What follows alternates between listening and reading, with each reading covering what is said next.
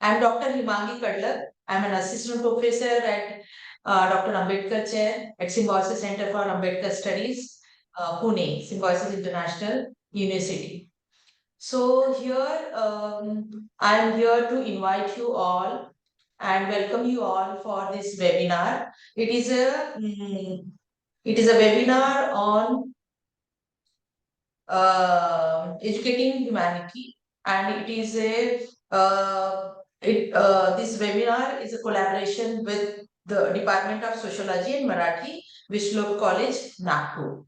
So for this webinar, we have invited Professor Murzban Jalal.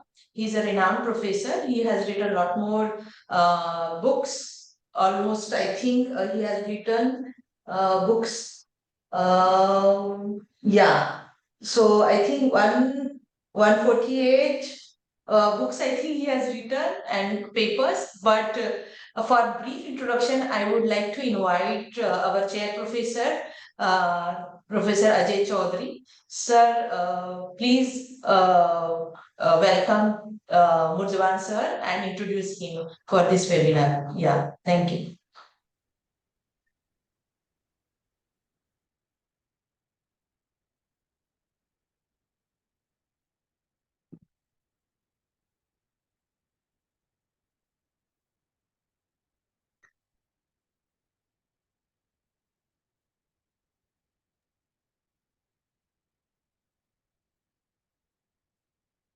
Hello. Hello. Am I audible? Hello? Yes, you're audible. You're Yeah, audible yeah. here. So once again, thank you, Dr. Himangi, for giving this opportunity.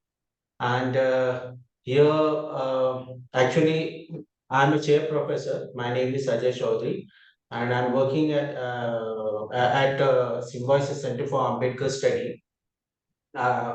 And I would like to take a little opportunity to introduce this Ambedkar Chair. This particular Ambedkar Chair is actually working on the Dr. Ambedkar's idea of education and his contribution in the educational field. And to make it relevance of this Ambedkar's idea, we as a Ambedkar Chair conducts workshops, tech projects, seminar and conferences. And oftenly this funding which we receive from the agency called Dr. Ambedkar Foundation, New Delhi, under the Ministry of Social Justice and Empowerment. The guest speaker of today's talk need no introduction to who is going to speak on educating humanity.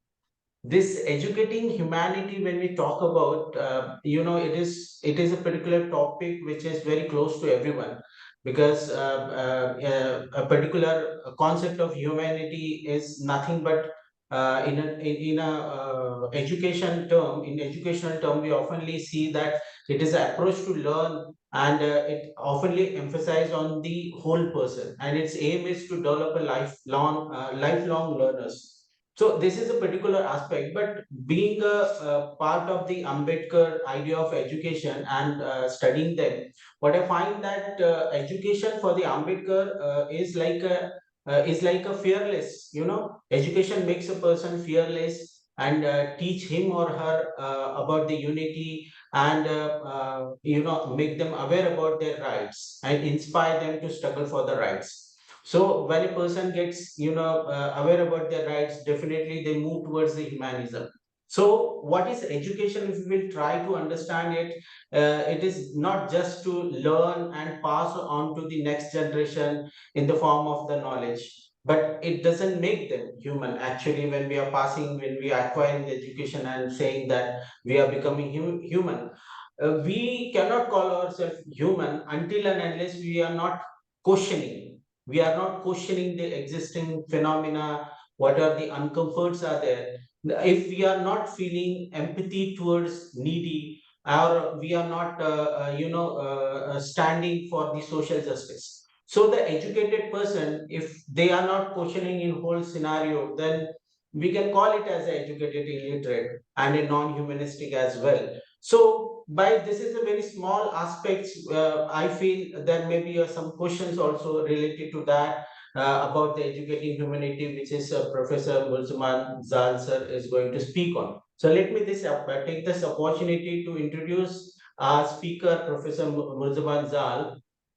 He did his MA from the Department of Philosophy, University of Pune, and then PhD in 1993. His topic was the concept of fetishism in the Marx, an analysis of some recent interpretation, Department of Philosophy, Punjab University, Chandigarh. He worked as a professor till from 2011 to 2021 in the Center for the Educational Studies, Indian Institute of Education, and later on he became a director, Center for the Education Study till now, and he has many books are there in his credit. Actually, books, even some of the guest lecture and very good poems also, which I would like to take a few names of it. Like he has written the books like Selection of the Karl Marx, Why We Are Not Hindu, or Challenges for the Indian Left. Similarly, The Prison House of the Alienation. He has written the monograph also called Asiatic the Caste Mode of the Production, and he was a journal. He edited the journal also, Indian Philosophical Quarterly. It is one of the journal, very good journal. And then he has written articles. Many articles are there, but very few I wanted to mention. It is like Psychosis and Reification, Reflection on Madness and Ideology in Freud and the Marx. Marx and Ambedkar, Reflection on the Dialectics of Indian Emancipation, Anti-Secularism, The New Untouchable, Humanism, and the Search for the Theory as Authentic Social Sciences. He has also written poems which has been published in the mainstreams, journal, and which I read it is like The Scream, The Encounter Specialist, God Man, and The Other Night, which talk about the humanism, what we are actually doing it in this way. He has actually expresses his idea of the humanism. Similarly, he has completed many projects, which I cannot take each and every name of the project, but there is one project which attracted me is the rituality and the rationality in the Ambedkar movement in the Maharashtra, funded by the ICSSR. Similarly, he delivered large number of memorial lectures like the legacy of the Karl Marx, humanism and the education, and some special lectures called Secularism in India, Annihilation of Caste, and Unfinished Project, Social Education Movement, Cultural and the Human Emancipation, on educational collectives, remembering Dr. Ambedkar, Babasaheb Ambedkar, Ambedkar and the freedom movement, Ambedkarite enlightenment. So all these contributions actually makes him not only as a thinker but also a philosopher. So I feel that whenever anybody reads his article, the person oftenly gets very different type of insights, enlightenment or reflections in the present context. So Professor Murzban Jalal is a passionate thinker and a writer, and I believe we will have an insightful session. So I welcome Professor Murzban Jalal in this particular program for giving his lecture. So thank you very much for listening me. Thank you very much, Dr. Ajay Chaudhary. First of all, am I audible? Yeah, audible. Okay, fine. That's the most important issue over here, which is over there. I'll thank everybody, Dr. Ajay, Dr. Hemangi, everybody at Symbiosis, etc., for inviting me to speak on this very important occasion. I am talking of humanism, which for long period I have been talking. And I've been talking also on Dr. Babasaheb Ambedkar also. मैं थोड़ा हिंदुस्तानी में बात करूंगा, थोड़ा सा अंग्रेजी में बात करूंगा, वो मेरी आदत है. तो आप you allow me to do that also, ये level के ऊपर. Yeah.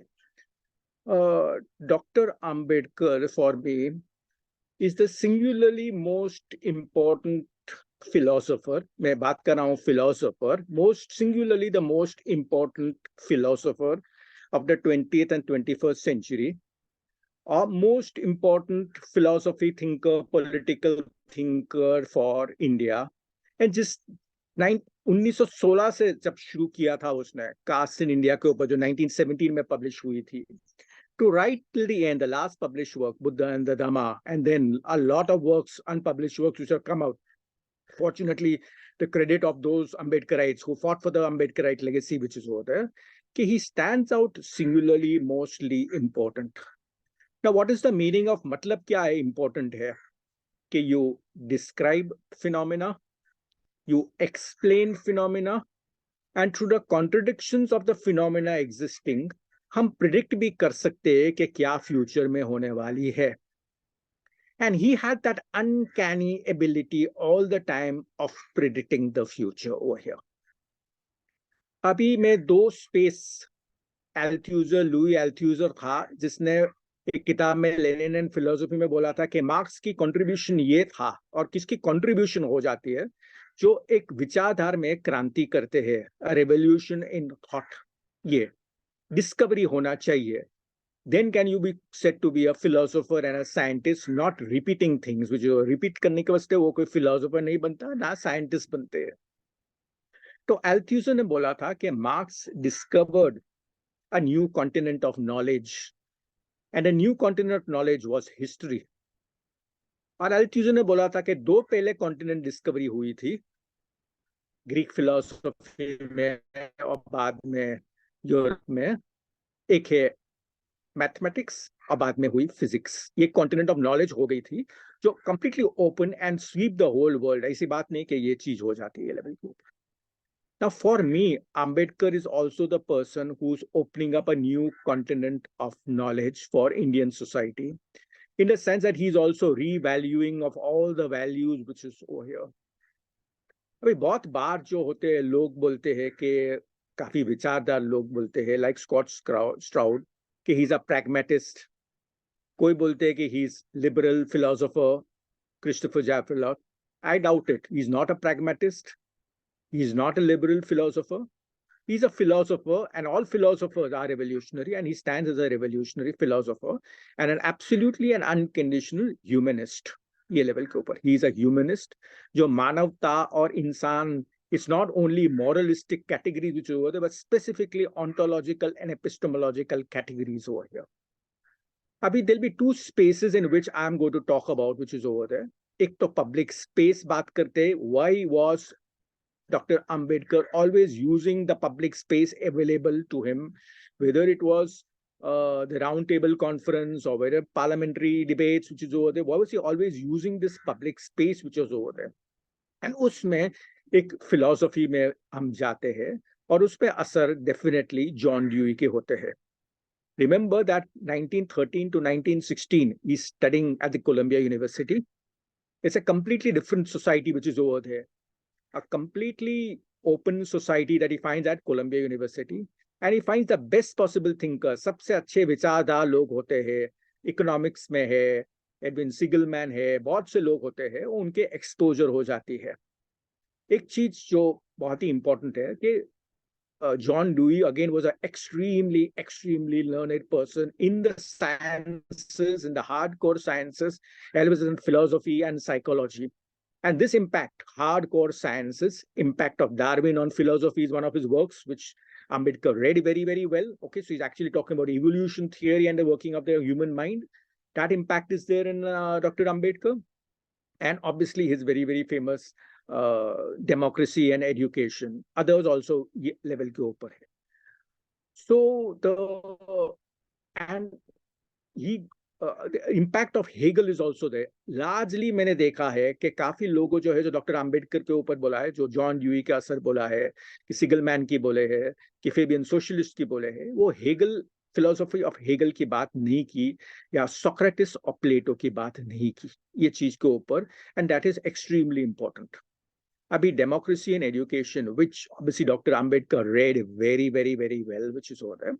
Right in the end, John Dewey is talking about the Socratean Platonic dialectic, which is over there. That is the basis of the basis, I mean, it is the ground and it's the seed and it's the root from which the whole tree of philosophy emerges. And that is the Socratean Platonic dialectic, which is over there. What is the Socratic Platonic dialectic? कि वो truth, सच्चाई and virtue, truth and virtue are synthesized. I'm actually quoting John Dewey. And in that synthesis of truth and virtue, you're able to understand the difference between good and evil.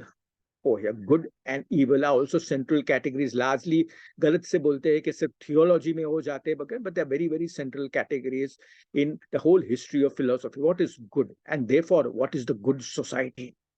Now, for John Dewey, this importance of what is the good society was very, very important.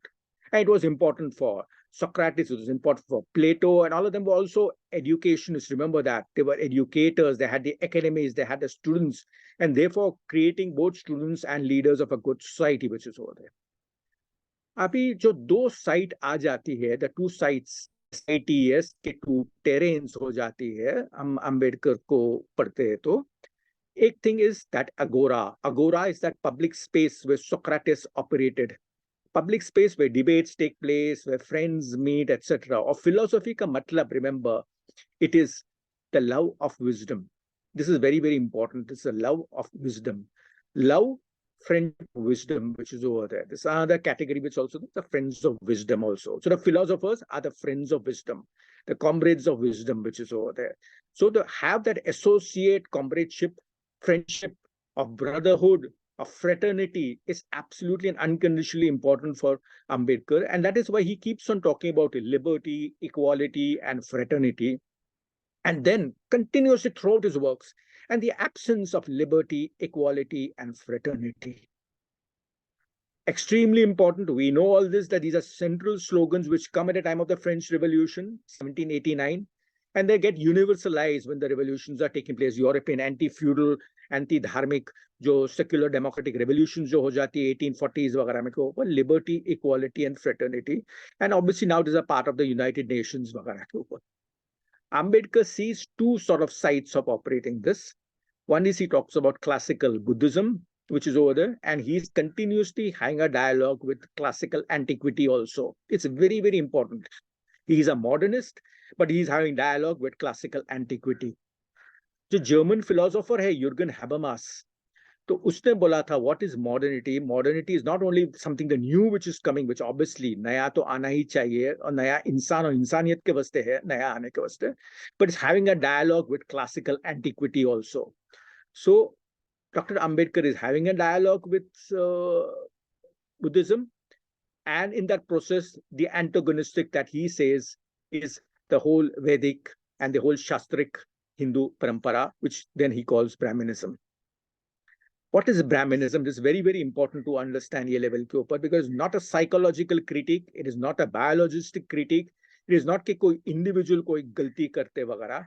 It is a systematically ideological counter-revolution. These are the terms which Ambedkar uses, that there is a counter-revolution which has been done against Buddhism, in which a certain very uncanny, almost psychoanalytic sick, that's why he also used the term sick, which is over there, SICK, बीमार, वो जो हो जाता है, जो annihilation of caste में जो पत्र जो transfer करते हैं, and he's talking about the sick men of India, which is over there, ये level के ऊपर. और इस चीज के ऊपर जो जर्मन जो साइकोएनालिस्ट था इरिश फ्रॉम, उनकी याद आ जाती है, जो वो सिक सोसाइटी की बात करते हैं. What is a healthy society and what is a sick society, ये लेवल के ऊपर. And caste is the central part of that sick society, ये लेवल के ऊपर. And he has a philosophical understanding, not merely a sociological understanding, not merely an ethnographic or an economic की हो जाती है. क्योंकि क्या हो जाती है, philosophy it's very deep rooted, वो उसके history 2000 years में जाती है, 2000 years back, 2000 years forward. Sociology में change हो जाती है, जो भी sociology M.N. श्रीनिवास और बाद में जो sociology theories of caste के ऊपर बात करते हैं, तो वो बुक व्यू बोलते हैं और फील्ड व्यू बोलते हैं, और बोलते हैं हम फील्ड में रिसर्च में जाते हैं तो they said caste has changed, okay, caste is changing, okay, empowerment is taking place वगैरह वगैरह, ओके.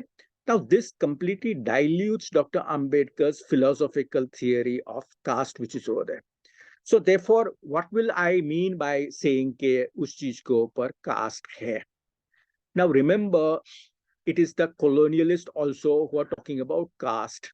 और इस चीज के ऊपर कंफ्यूजन हो जाती है, क्योंकि अभी जो आजकल की नई विचारधार है, जो आई कॉल एथनो नेशनलिस्ट और पोस्ट सेक्युलरिस्ट, ओके, जो माइथोपोइटिक्स की बात करते हैं, साइंस और रीजन और फिलोसफी की नहीं बात करेंगे, एम्पिरिकल एविडेंस की बात नहीं करेंगे, तो वो लोग बोलते हैं कि कास्ट तो कभी कुछ थे नहीं, और अगर होता तो वरना था, जाति था, और वरना और जाति कास्ट नहीं होती है उस चीज के ऊपर लेवल को। It is very important to understand that what the colonialists are speaking about caste. So it is Abbé Dubois, जो 1815 में Abbé Dubois एक फ्रेंच जेsuit था, जो लिटरली फ्रेंच रेवोल्यूशन से भाग गए हैं, मतलब वो डेमोक्रेटिक रेवोल्यूशन से भाग गए हैं और इंडिया में आके प्रचार करे क्रिश्चियनिटी की उस चीज के ऊपर। तो वो कास्ट, सेंट्रलाइज कास्ट जो हो जाती है, वो लिटरेचर में the word caste comes in. Remember the word itself is a word of Portuguese origin, and remember what very creatively he is able to mobilize, Dr. Ambedkar is able to mobilize and use that category in a very, very scientific and philosophical and a humanistic manner, which is there. It is not at all anything to do with the colonial categories which is over there. अभी cast, कास्ता है और castus हमको पता है कि तो Portuguese term है, जो एथनो नेशनलिस्ट बोलते हैं। हमने पहले से बोला ये तो पोर्चुगीज है, ये तो हमारा है ही नहीं, हमारे तो अलग बात है, वरना में नहीं होती, जाति में नहीं होती, अलग है। हम कम्युनिटी की बात करती है, कास्ट के ऊपर बात करती है। This is an avoidance of the issue which is over there. And even empirical sociologists who are there, empirical sociology theories के ऊपर बात करते हैं, जो बोलते चेंज हो गए, विलेज सोसाइटी चेंज हो गए, उस चीज के ऊपर, it is based on this very unphilosophical thing. Now, what do I mean by philosophy, which is over there? ये level के ऊपर, and comes at the base also, which Socrates, which is raising, and which perpetually it comes down to Dr. Ambedkar also, yeah, via German classical philosophy, via Kant, Hegel, Ludwig Feuerbach वगैरह। एक तो what is true, ये बहुत ही important है, truth, what is good, ये अच्छाई क्या है, what is beautiful, सुंदरता क्या है, okay, and most important question is what is humanity. Immanuel Kant question करते, what is humanity, what is humanity, क्या है, what is a thing called humanity, what is a person called humanity. And the last question is what is free humanity, and can free humanity be possible, ये level के ऊपर। So India में it went into speculative, maybe in the counter revolutionary way, which is over there, जो मोक्ष की बात कर रहे थे उस चीज के ऊपर, okay, escape from nature, escape from life itself is sort of emancipation, okay, which is completely unlike the philosophical tradition which is over there. So it is important to understand it is not that Christian theological colonial categories which Abbé Dubois use करते हैं या John Wilson use करते हैं, या it goes through also all the colonial census ethnographical reports जो Herbert Risley वगैरह है। The most important, and now it becomes very, very important, without philosophical understanding, political space में क्या प्रश्न हम सुन रहे हैं, okay, कास्ट सेंसस होना चाहिए, कोई लोग चुप बैठते हैं, ओके, और उसने एथनो नेशनलिस्ट बात करते नहीं, नहीं कास्ट जैसे कुछ नहीं है, ये तो यूरोपियन इन्वेंशन है, उस लेवल के ऊपर तो कुछ जरूरत नहीं है। या जब इलेक्शंस हो जाती है तो ग्रुप्स की इंपॉर्टेंट हो जाती है, तो OBC, SC, okay, all these categories suddenly all political parties, right from the left center to the right, leftist communist party के लोग होते हैं या सेंट्रल लिबरल डेमोक्रेटिक पार्टीज के होते हैं, कि राइट का एथनो नेशनलिस्ट जो कल्चरल नेशनलिस्ट है, ये सब कैटेगरीज यूज करते हैं अपने ही पॉलिटिकल मार्केट प्लेस के वास्ते। This is not exactly the scientific place of operating over here. So therefore, what is caste, which is very, very important over here. And in the first published work of Dr. Ambedkar, Caste in India, we know he defines it with a very, very philosophical definition, not only a sociological and anthropological definition. It is enclosed class, enclosed, band hua hai. The repercussions of that, remember in the same work, he's talking about imitation. So he's going into psychology. He's going to the psychological theories that he had learned from John Dewey, which is over there. You imitate. Problem ये हो जाती है कि caste में, which is unlike European class societies, which is over there, in which there is freedom to think in the class societies of Europe, which are mobile, and you've got a freedom to think and freedom to operate. Over here, there is a complete subjugation in which you imitate. So there is a mimesis of the oppressor. जो oppress करने वाले हैं, हम उनको ही imitate करते हैं. This is now one of the most central sort of lacunas in the Indian system which Dr. Ambedkar finds. Then the definition of his is that they are warring groups. Remember in Annihilation of Caste, he's been invited to give a lecture in Lahore, and there is this correspondence taking place between the members of the Jatpat Todak Mandal and him. And finally, they think that it is too radical. I mean, they are saying, yes, revolution against caste should be done, but not against the whole system of ideology, the whole system of the Shastra, etc. It should not be done. Whilst Ambedkar was systematically clear over here. He's saying how much ever intercaste marriages you do, intercaste dining you do, it is merely spoon feeding which is over there. And he says, caste is not merely a thing, कुछ ऐसे physical thing नहीं है कि हम उसको कुछ बीमारी है और हम कुछ दवाई दे के वो खत्म हो जाती है वगैरह. It's the notion. It has been internalized, and this is the main important part of Ambedkar's psychological revolution also. अभी मैं फिलोसफी की बात कर रहा था. मैं बहुत बार ये बोलता हूँ कि फिलोसॉफिकल इंक्वायरीज में 3 कैटेगरीज आते हैं. एक है बीइंग या एग्जिस्टेंस, ये हेगल की लॉजिक में होती है, जो जर्मन में हम जाइन बोलते हैं, SEIN. S is pronounced as Z in German. So it is Sein. This is the first part of his science of logic, the very important revolutionary thesis of George William Frederick Hegel, who inspires John Dewey, and John Dewey again inspires Dr. Ambedkar. Second one is essence, Wesen, W-E-S-N, Wesens. And the third one is notion. Notion jo hum baat kar rahe the, Begriff, which is over there. Jo Dr. Ambedkar is saying caste is a notion over here. Now, those people who keep on saying that caste is changed and there is a completely changing part, there is an empowerment of the SCs and STs which is over there, these are philosophical presumption which is over, and therefore do not essentialize. ये काफी postmodern theories में से post-Marxist और postmodern theories against essentialism जो हो जाती है. जो लियोटार्ड, फ्रांसवा लियोटार्ड था, उसने बोला कि मेटा नैरेटिव्स को छोड़ डालो, बड़ी बड़ी बात की बात छोड़ डालो, नेशन, क्लास, रेवोल्यूशन, ये सब बड़ी बड़ी बात की छोड़ डालो, माइक्रो कैटेगरीज को ऊपर यूज करो. और सोशियोलॉजी में, इंडियन सोशियोलॉजी में definitely there has this turn taken place ये लेवल के ऊपर. Though none of them are exactly critiquing or attacking Ambedkar, there is an implicit attack on that taking place, okay, against his philosophical repertoire. Now, what I say for Ambedkar, caste is the essence. It's not only the being, it is the essence of Indian society, Brahminical society. And from that essence, from that vision, वो essence के बाद में से वो notion निकलती है. तो ये बात बहुत ही important है. अभी तो now I find also now Ambedkar as an educationist, not only, so हम education की बात करते हैं तो क्या हम देखते हैं national education policy देखेंगे, कोई दूसरा basic education policy, national education वगैरह की बात करेंगे तो they just talk about tinkering concepts. सिर्फ एक policy जो थी Indian government of India की, and that is a 1964-1966 report of the Education Commission, जो कोठारी commission बोलते हैं, जो JP नायक के हाथ था उस लेवल के ऊपर, was again inspired by the anti-colonial and the anti-caste mentality, the very humanistic method which was over the ये लेवल के ऊपर. तो JP नायक ने बोला कि educational revolution, it is necessary to have an educational revolution. वो कोट करते हैं जवाहरलाल नेहरू को, Pandit Jawaharlal Nehru, the first Prime Minister of India, and who says that the entire basis of revolution should be revolutionized. पूरा ही जो revolution की बात करते हैं, education की बात करते हैं, उसमें क्रांति होना चाहिए और humanistic transformation होना चाहिए, when humanity comes into the basis of the level. And फिर बाद में JP Nayak himself says, अफसोस बात है ये नहीं हुआ. Nehru was not able to do this क्रांति in education level के ऊपर. Education revolution नहीं हुआ. जो भी पहले कैटेगरीज थे, जो भी पहले कास्ट ओवरलॉर्ड्स थे, वो जमींदार थे, जो अचानक एजुकेशन में आ गए हैं, वो एजुकेटर्स बन गए हैं. Now I use the term academic feudalism which is over there.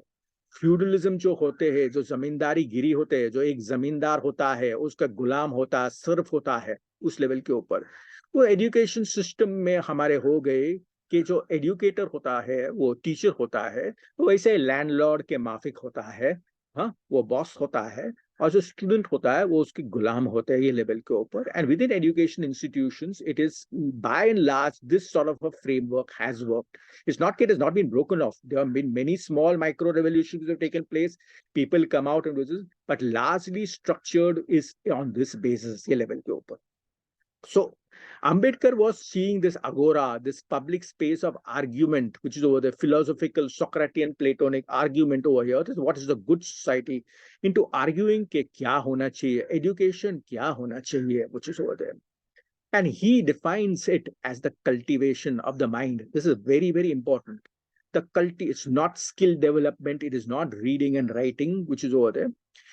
Ambedkar defines it as a cultivation of the mind, which is over there. And therefore, what are educational institutions supposed to be? They're supposed to be the corporations. I'm actually quoting Ambedkar.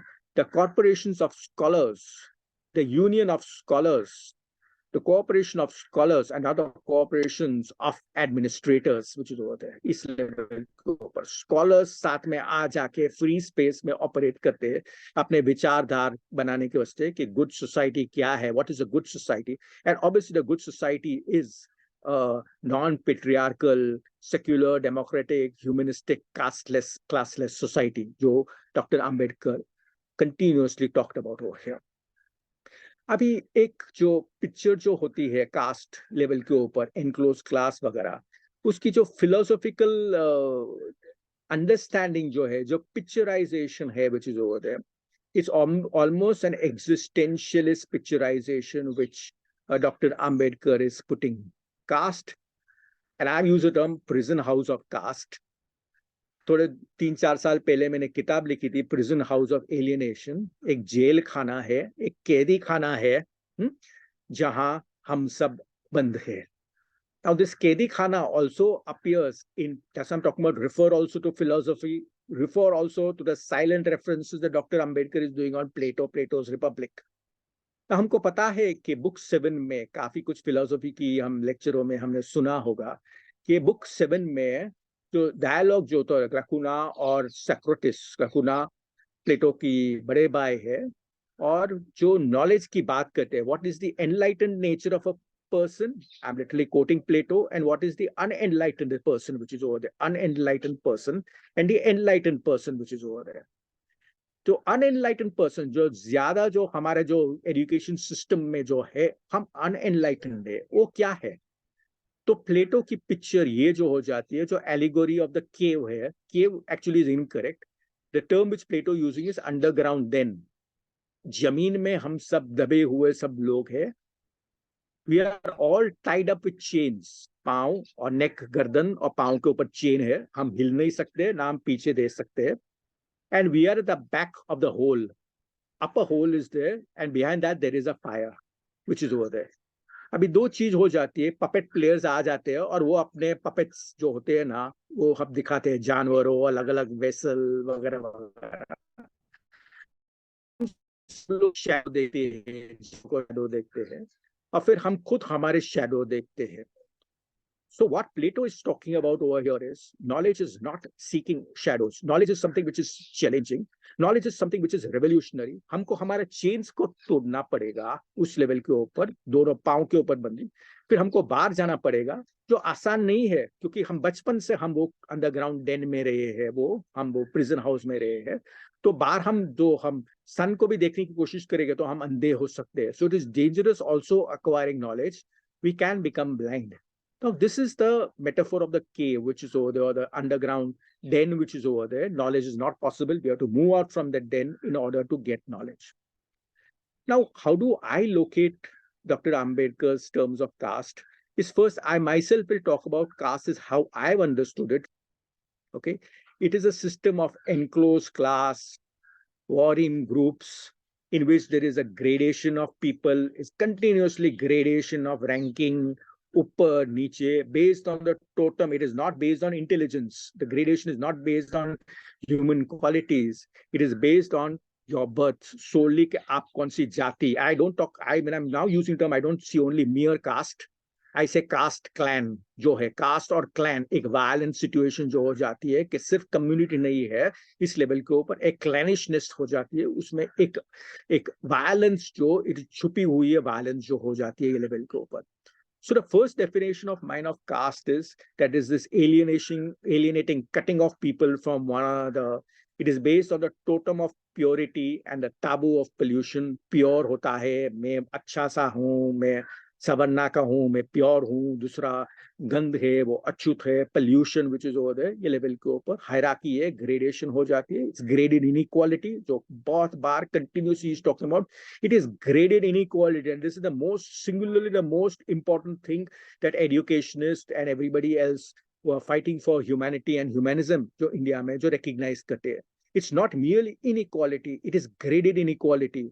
जो दूसरी भी जो है subordinate caste groups जो है, cast communities जो है, वो भी अपने ग्रेडेशन करेंगे ये लेवल के ऊपर है. शूद्रा अति शूद्रा होता है, वो भी ग्रेडिंग करते हैं because they are imitating it.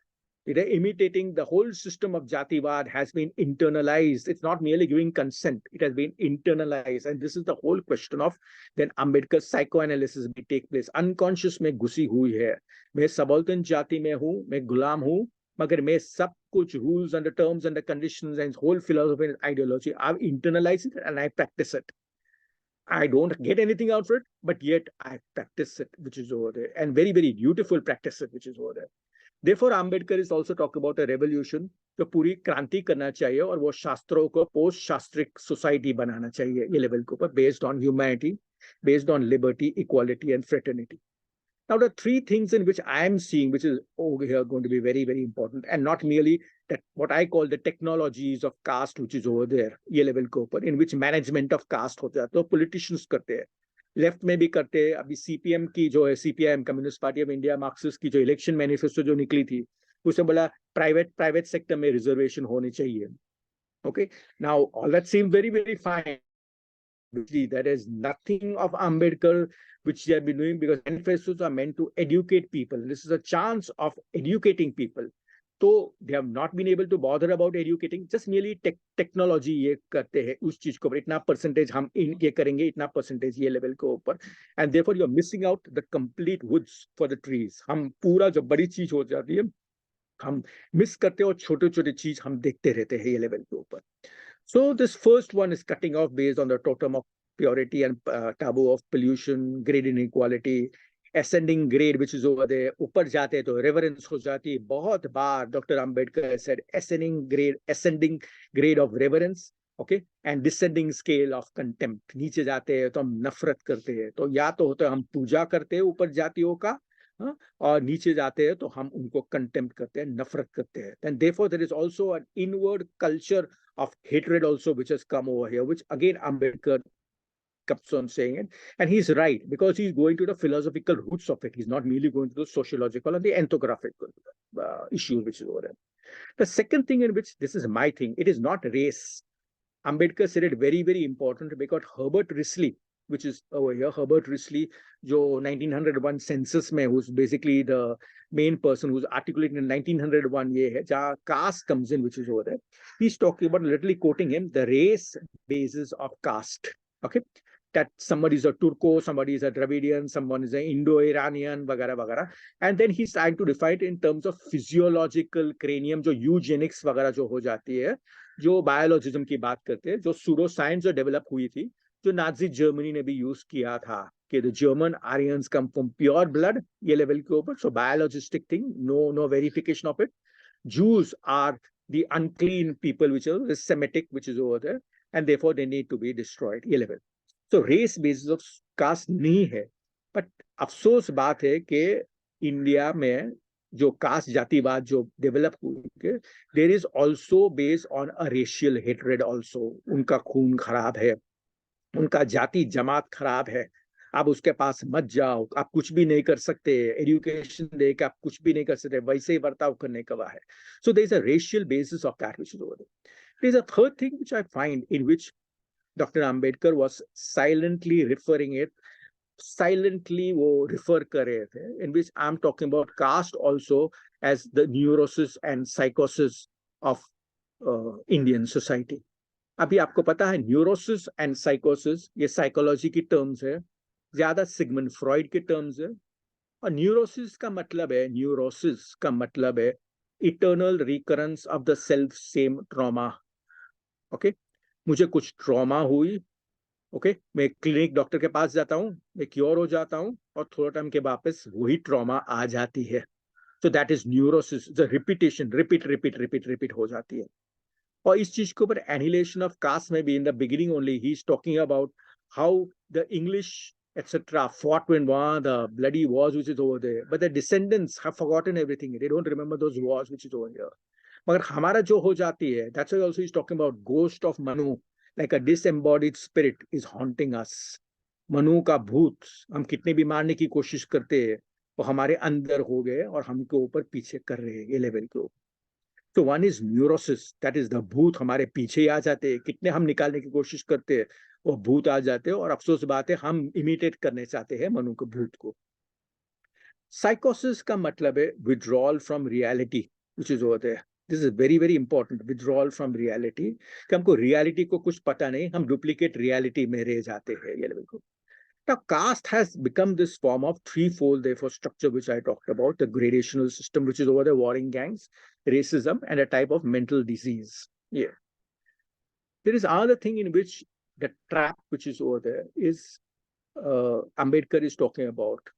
Hindu society is like a tower. This is very, very important, which is over there, ye level ke upar, describing him, because it is almost a Kafkaesque sort of a description. Kafka, aapko pata hai, Franz Kafka, very famous Czech Austrian writer था, जो the trial, Metamorphosis, existentialist novels जो लिखते थे। वो existentialist novels क्या है कि लोग अपने मानवता है वो भूल जाते हैं, नॉट ओनली भूल जाते हैं, इन मेटामॉर्फोसिस फॉर इंस्टेंस जो मेन पर्सन है, कैरेक्टर है जामजा, ट्रेवलिंग सेल्समैन है, वो उठ जाते हैं, one morning he gets up and he finds के वो इंसेक्ट बन गया है, he is become a bug, he is become a vermin.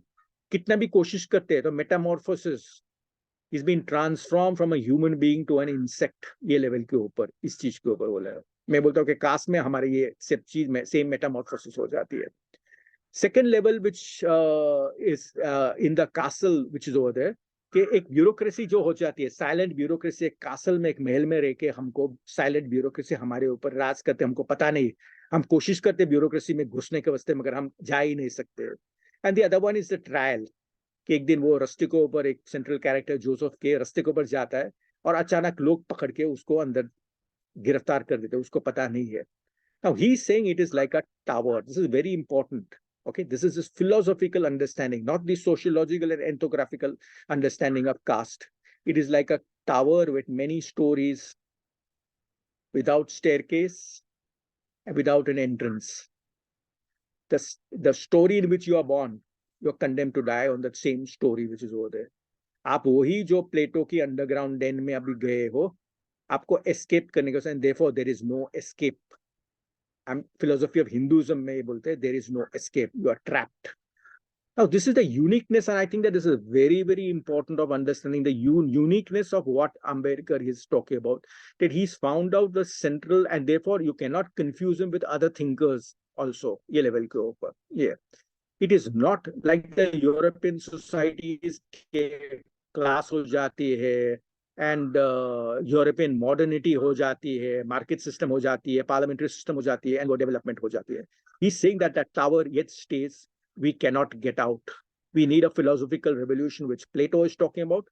We need to move away from the cave and go into the light to actually see what knowledge is possible, to see what understanding and reason is possible here, and to get out from this.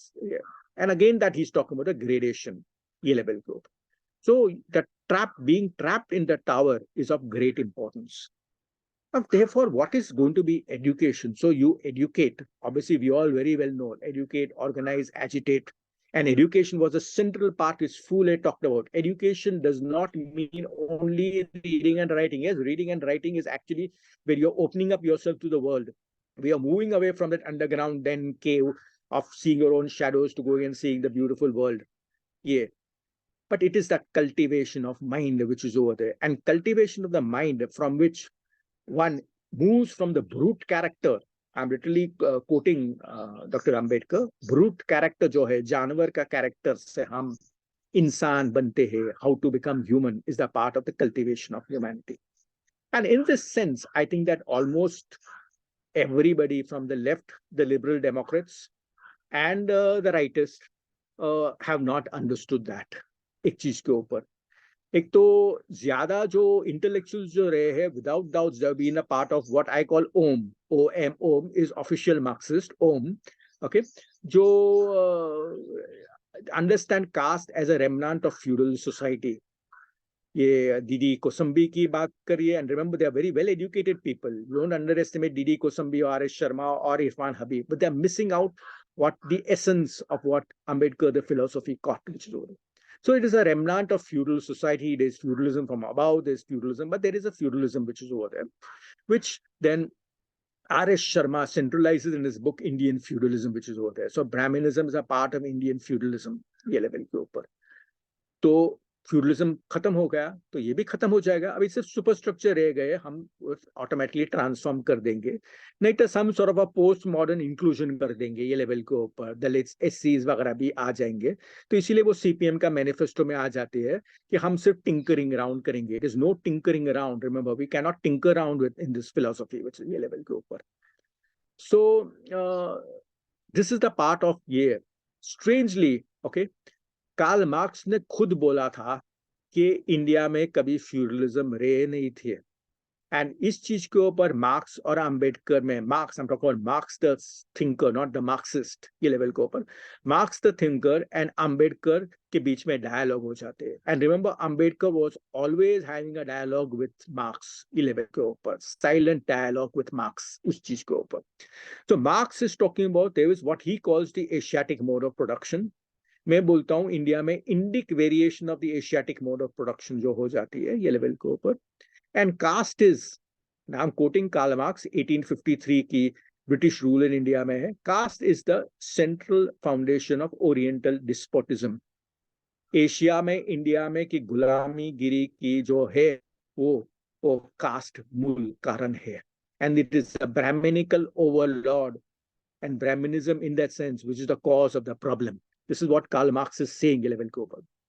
And many a times when people were trying to follow his European model, आपको पता है जब Europe में capital उसने लिखी थी 1867 में और काफी मशहूर हुई थी पूरी दुनिया में, तो रशिया में जब हो गए तो वहां के क्रांतिकारी नारोदनिकी क्रांतिकारी थे, तो उन लोगों ने बोला ये तो बहुत अच्छी किताब है मगर प्रॉब्लम आ गई. आपने बोला कैपिटलिज्म के बाद में सोशलिज्म के वास्ते हम लड़ाई करेंगे.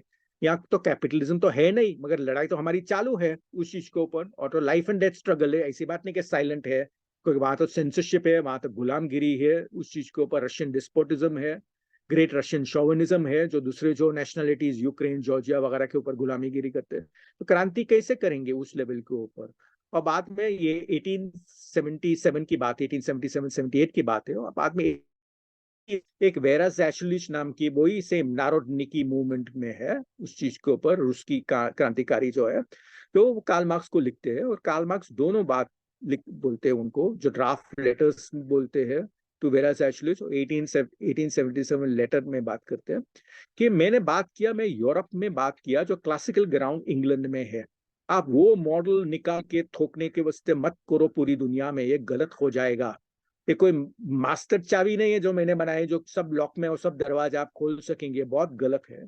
आपको concrete analysis of concrete conditions आपको देखना पड़ेगा. And there he is talking about Asiatic mode of production, and there he is talking about revolution bypassing also capitalism. Remember, he's also talking about revolution bypassing capitalism. It is not that जो हमारे communist party के लोग जो जुलास वगैरह की बात करते हैं, it is highly erroneous over here level के ऊपर उस चीज. Liberal democracy also did not understood what the educational process, what Ambedkar was talking about. Level go. They never ever brought him. They never brought anybody from the Columbia University. Level के ऊपर to rethink able, because large part of the great universities in German, जो हम बोलते हैं die Bildung, German में BILDUNG, which actually means the cultivation of the mind. Education is the cultivation of the mind. So I'm relating this cultivation of the mind which Ambedkar is talking about, specifically in what Gandhi and the Congress have done to the untouchables, but he's talking about the cultivation of the mind, ये level को, and therefore cultivation of humanity as humanity, okay, and how is free humanity possible, with the question of the Bildung, ये level के ऊपर, ये वो बहुत ही important बात है. अभी हमारी एजुकेशन प्रोसेस में हम क्या करते हैं अभी ये, एक तो हम आंखें बंद की है, जो लोग ने ऊपर लोग, वही तो बात ये हो जाती है कि ओवरलॉर्ड कुछ ही बोल जाते हो, चाहे वो अंग्रेज ओवरलॉर्ड हो कि इंडियन ओवरलॉर्ड हो, चाहे वो कॉलोनियल एलिट है कि नेटिव एलिट है, वो बोलते हैं और हम लैप डाउन करते हैं उस चीज के ऊपर, लेवल के ऊपर. It can not be done. हमारी जो एजुकेशन जो है, प्रोसेस जो है, करिकुलम वगैरह है, वो एंग्लो सैक्सन पॉजिटिविस्ट मेथोडोलॉजी के ऊपर हो जाती है. और उन लोगों ने बनाई थी, याद है कि 1858 में जो 3 यूनिवर्सिटीज बने थे पहली बार, जो अंग्रेज लोग इतना क्यों जेनरस बन रहे हैं. 1857 में तो ग्रेट वॉर ऑफ इंडिपेंडेंस जो हुई थी, जो हिंदुस्तानी में बोलते हैं जंग आजादी, जंग आजादी हुई थी, which was a bloody, extremely bloody revolution taking place against the British, in which there was terrible tortures and mutual slaughter taking place on both sides. ये लेवल के ऊपर सडनली क्यों 3 यूनिवर्सिटीज अंग्रेज शुरू करने की कोशिश करते हैं लेवल के ऊपर? They obviously wanted to create a class of native elites who are going to be subservient to their colonial imperial interest, ये लेवल के ऊपर. और मेरे हिसाब से ये कनेक्टिविटी कभी भी नहीं टूटी है. It was Ambedkar who repeatedly saw that, and so therefore also when he's talking about the freedom movement which is over there, he's chiding Gandhi. Gandhi के ऊपर बोल रहे हैं कि तुम पूर्ण स्वराज क्या है? It is only dominion status within the British Empire. The big boss, okay, you'll be relatively autonomous, but you will not be autonomous. ये level के ऊपर. And the same thing also, which uncannily Subhash Chandra Bose also said this in the Indian Struggle. Indian Struggle आप देखेंगे वो किताब, तो same चीज बात करें. 1930 में उसने बोला कि सोशलिस्ट विंग जो थे, उन लोगों ने बोला to have a different form of a government, socialist form of government, totally cut root out from the colonial apparatus, ये लेवल के ऊपर, उस चीज के ऊपर तो कभी की नहीं थी, नेहरू ने नहीं की थी. अभी काफी पब्लिक स्पेस में वो गलत है. That's why you are known to transcend all these little small things, whether the ओम्स ऑफिशियल मार्क्सिस्ट होते हैं या लिबरल डेमोक्रेट्स होते हैं या एथनो नेशनलिस्ट, वो सबको ट्रांसेंड करके नई पाथ हमको ये देखना पड़ेगा ये लेवल के ऊपर. Remember in thoughts on the linguistic stage, क्योंकि हम बहुत बार अब नेहरू की बात करते हैं, नेहरू वगैरह है. Ambedkar is chiding now Nehru there. जब वो प्रधानमंत्री बन जाते हैं तो राजदंडा एक्सेप्ट करते हैं ब्राह्मणों से, okay, and by the not only the Brahmins, by the Brahmin priests, Varanasi के जो ऑर्थोडॉक्स ब्राह्मण priest है, okay, and for Ambedkar they are the main ideologist of caste and caste oppression, and he is too willing to accept the Rajdanda from the Brahmin priests, okay. And same thing, Rajendra Prasad also goes there to Varanasi and washes the feet of the Brahmins. So this process never took place. Neither the left nor the center nor the right ever took this process. तो हमको देखना पड़ेगा what is this process of the Bildung. Now, whilst John Dewey, in fact, Symbiosis can do this level के ऊपर, relating it directly with Columbia University, and also developing the part of what John Dewey's course was there. Remember, John Dewey was unparalleled great intellectual. Not only, it's not only when you're talking about के virtue और morality होती है truth में, सच्चाई में, और वो prove करना पड़ता है, वो courage होना चाहिए. And this person called Professor John Dewey had got courage to stand up to the most foul dictator जो 20वीं शताब्दी को जो dictator था वो जोसेफ स्टालिन, उसके खिलाफ publicly उसने stand की जब nobody else wanted to stand. Now, this is also extremely important to understand what education is as a public intellectual and what John Dewey was. अभी आपको पता है कि लेनिन के बाद में स्टालिन हो गया, लोगों को पता चला कि ये ठीक नहीं हो रहा है. It is not a continuation of any form of socialism of any sort. ये लेवल के ऊपर मैं बोलता हूँ कि ये काउंटर रेवोल्यूशन था. स्टालिन ने जो लिया था, जो सब कार्ल मार्क्स ने बोला था, उसके खिलाफ गया था और बोल भी रहा था कि बहुत बार डिबेट्स हो गया, मैं टॉलरेट नहीं कर रहा हूँ. But then what Stalin started doing, ये level के ऊपर, and so far it has not been able to explain. Even contemporary historians like Stephen Kotkin, जो American liberal democratic historian है, he's not able to explain that. कि Stalin क्या कर रहा था ये लेवल के ऊपर, उस चीज के ऊपर, कि खुद अपने ही कॉमरेड को पकड़ के मार रहा था.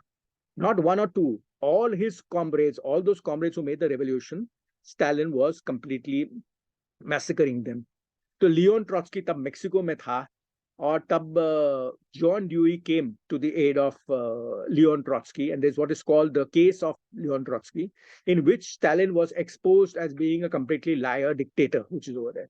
So this is the level of what educationists do. Educationists also go and stand up to dictators, which is over there. Abhi Ambedkar had talked about we need a Voltaire. Remember that in his book, Who Were the Shudras? He's saying, unfortunately, India is not able to create a Voltaire. And so therefore, Ambedkar is also very silent about, yet speaking about it, silently speaking it, that Indian Renaissance, which is over there, and Indian Enlightenment is extremely necessary, ये level के ऊपर. दूसरी बात हम जो सोचते हैं, which obviously Ambedkar had transcended ये level के ऊपर, तो छोटे-छोटे disciplines के ऊपर वो चितक नहीं गए थे. He was not only caught up with there, but what I call a unified system of knowledge.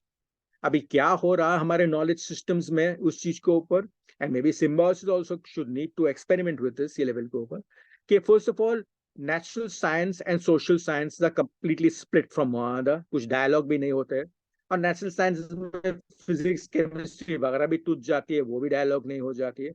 Social sciences में philosophy anthropology sociology बस सब टूट गए, उसमें dialogue नहीं हो जाते. So there is level to keep a level of a new, completely new unified system of knowledge. जो कार्ल मार्क्स ने कहा था, human natural science or the natural science of humanity, ये level के ऊपर करना पड़ेगा to develop a unified system of knowledge, और therefore to understand also ये क्या हो रहा है उस चीज के ऊपर. Another thing which idea which we need to talk about education is to propagate the idea of equal liberty.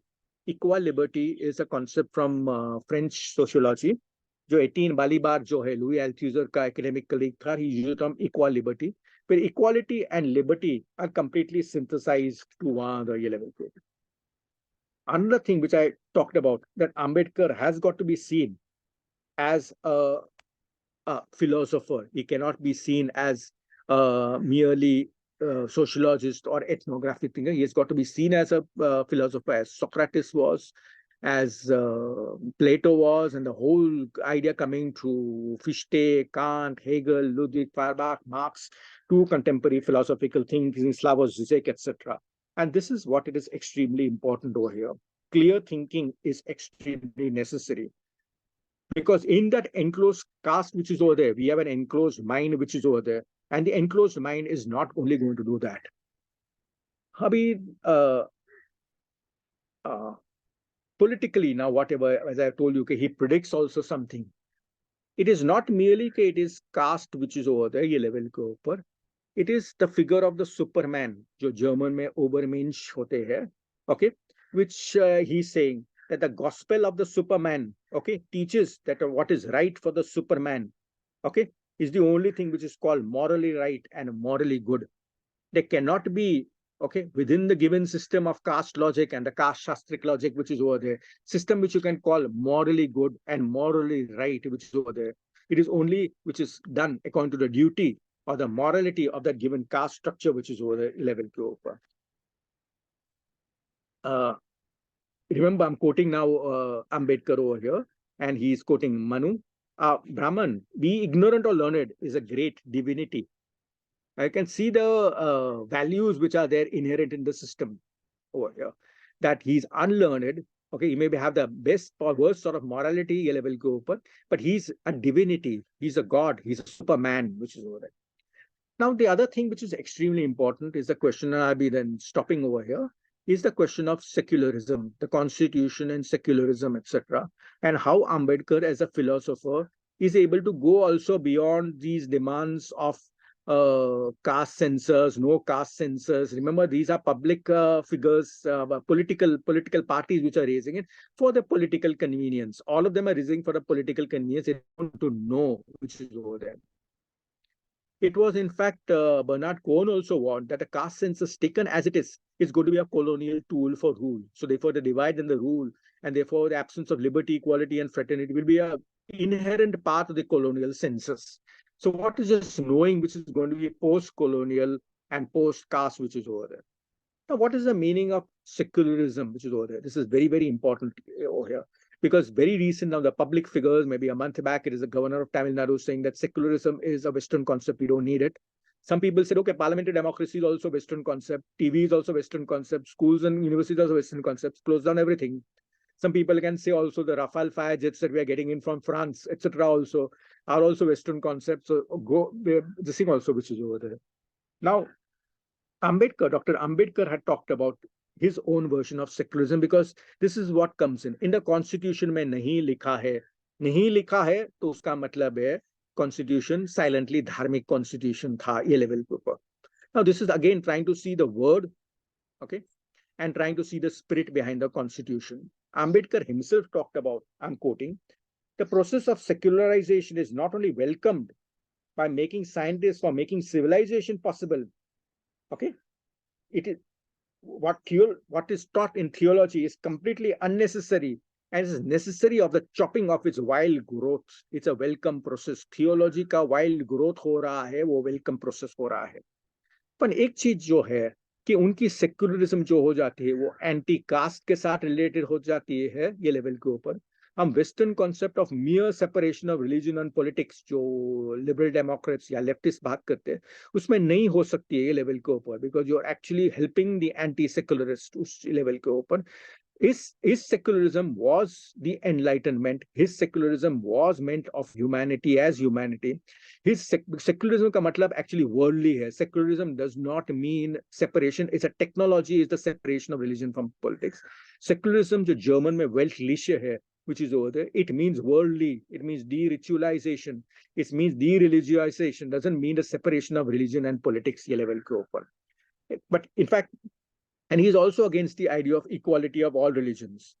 Ambedkar says religion सब एक नहीं है. कोई बोलते हैं क्या अच्छा ही है, दूसरा religion दूसरा उल्टा ही बोलते हैं.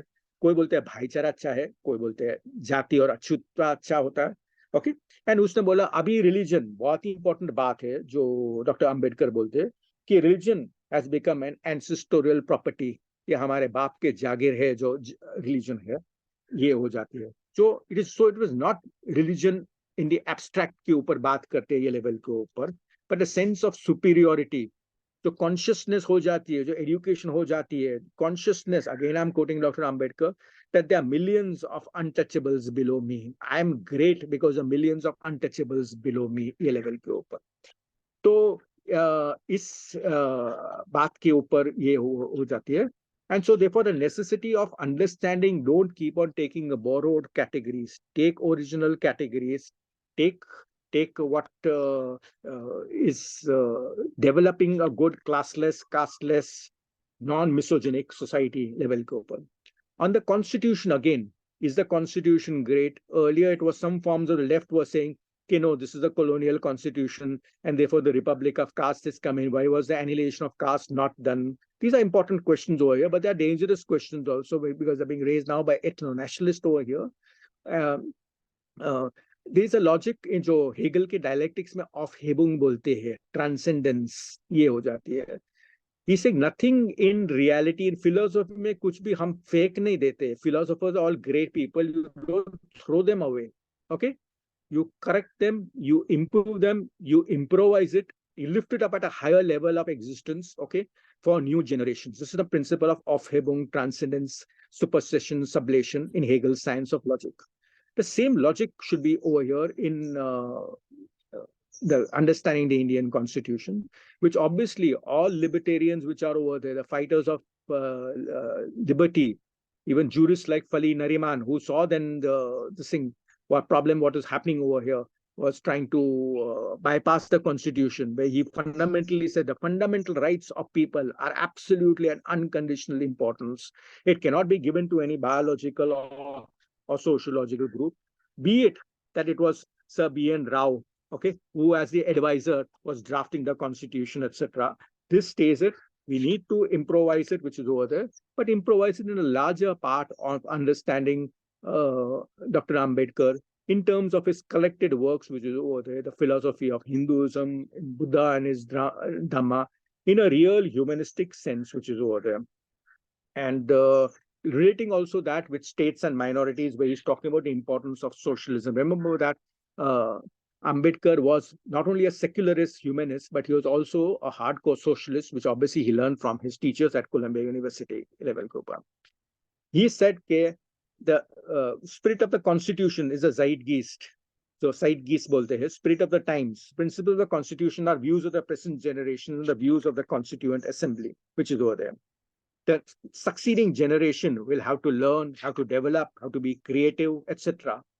But for that, we'll have to completely break off from that mindset. We'll have to completely develop a new enlightened consciousness of collective humanity, of humanity as humanity. We'll have to develop, therefore, common schools. This is what J.P. Nayak had talked about, common schools, because the annihilation of caste and removing the notion of caste, one is superior to one is inferior, comes out from a question of socialization. So education is a process of socialization. Okay. And so therefore, when there are common schools in each area where people from all socio-economic community backgrounds come together, play together, eat together, live together, this is the process of education where we experience life together and with solidarity and philosophy of humanism becomes. Unfortunately, India is what Ambedkar saw in that awful Tower of Babel, the divided self, locked up in one floor, somebody else locked up in the other floor. Okay. We need to get rid of this. We need to get out from the cave, come down to the process of the enlightenment, which is what. And this is his theory of education and humanity. Thank you very much.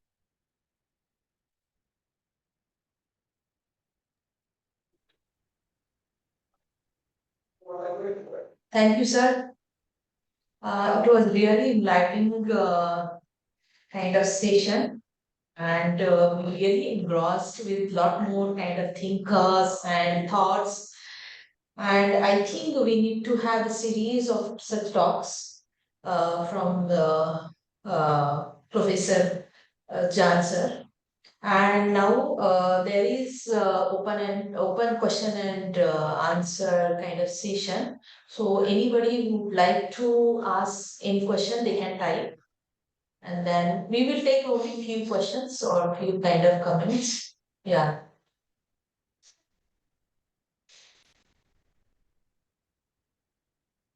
Can pose the question. They can unmute their mic and they can pose the Yeah. question if anybody has. Yeah.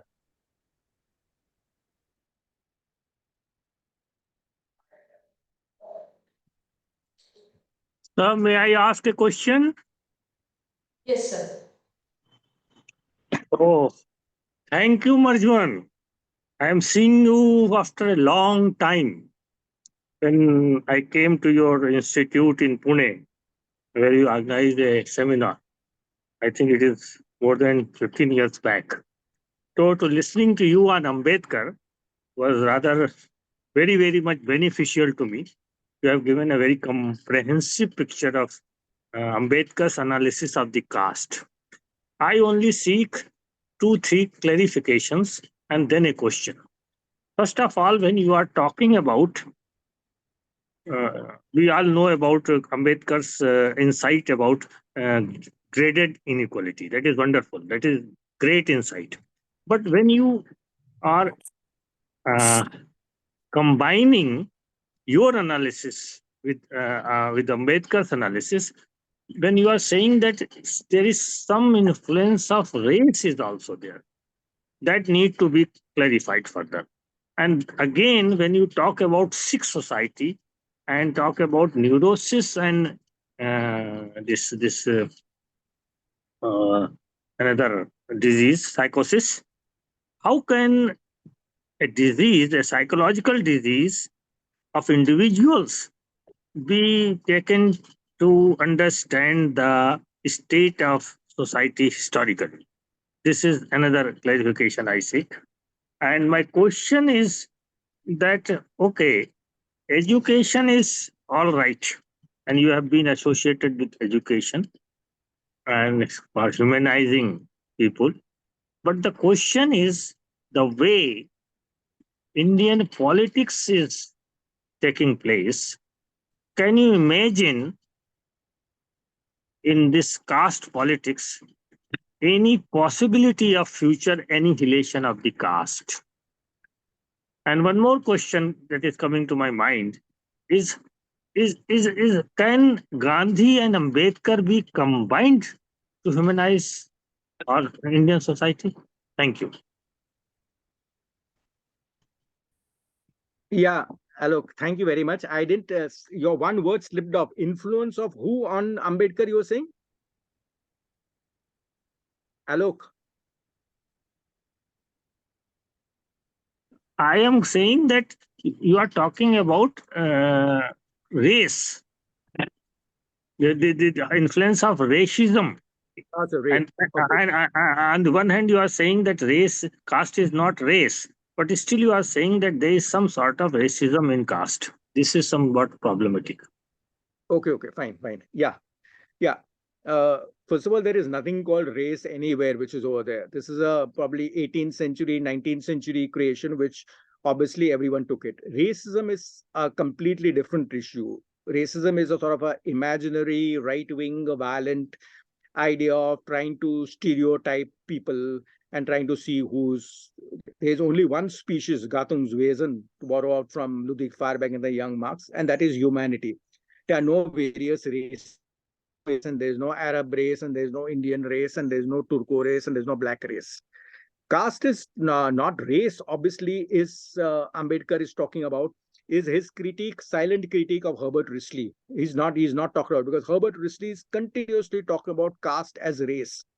It's obviously a very, very clever move by Herbert Risley, which he's doing. Remember, he's on the payroll of the East India Company.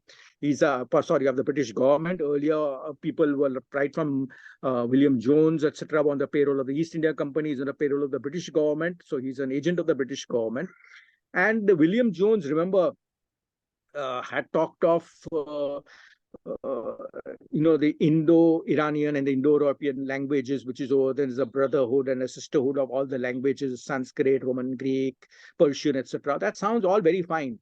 But there was a political motive also behind that, which was over there. It meant that the upper caste elites, especially Brahmins, were part of the Indo-European family, okay, and therefore part of the British imperial project. This also goes back to maybe 16th century or something when De Nobili came in. De Nobili, the Italian Jesuit, came to India to convert. He first got the Brahmins, okay, and he said that, your philosophy as a Rig Veda and our Gospels is exactly the same. That's what you find in the Christian church. The Jesuits are basically coming in from the Brahmin background. In fact, they'll call themselves Brahmin Christians. So the difference between race and racism, that's a complete different. Racism is a question of hatred, etc. So that's a different one level. You're talking about the political procedure and how does one get out from it, which is over there.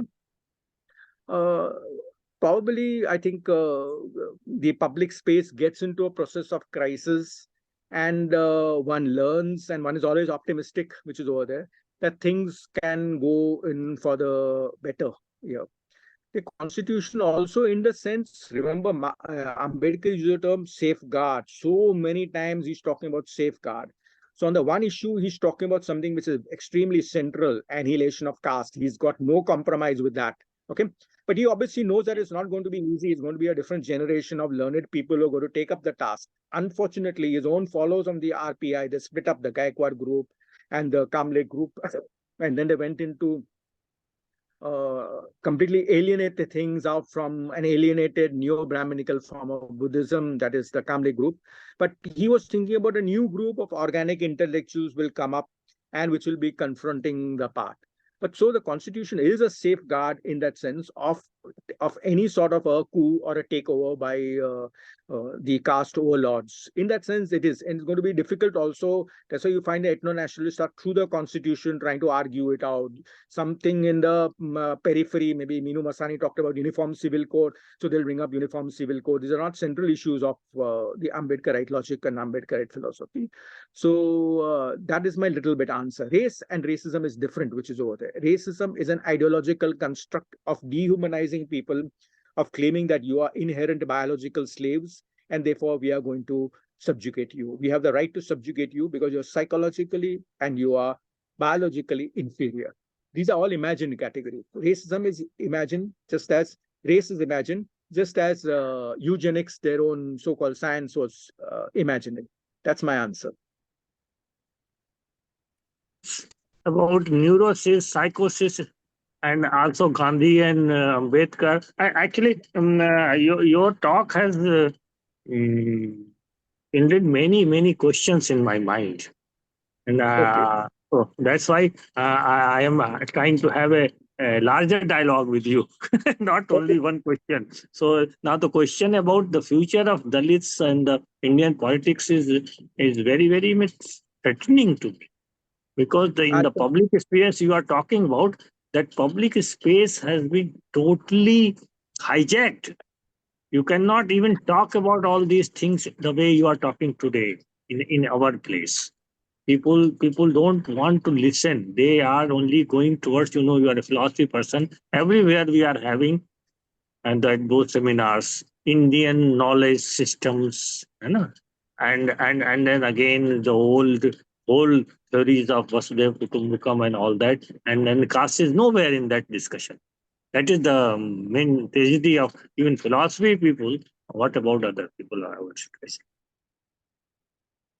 Yes, I agree with that, which is over. But Ambedkar repeatedly had warned against that. If there is going to be no social democracy, there is going to be political coup taking place, which is over. The great calamity is going to hit India. Ambedkar repeatedly talked about it. So I don't think I'm getting surprised. It's a part of the logical process which is over there.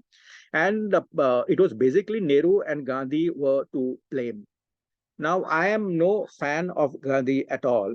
I've been writing repeatedly. It is in my Yusuf and Zuleika, Why We Are Not Hindus, etc. level paper. And I hold definitely with Dr. Ambedkar what he said about Gandhi. The Mahatma, I'm literally quoting Ambedkar. The Mahatma does not believe in thinking. Now, thought is a central part of any emancipatory politics, which is over there. And he behaves only like a saint, and saints cannot think.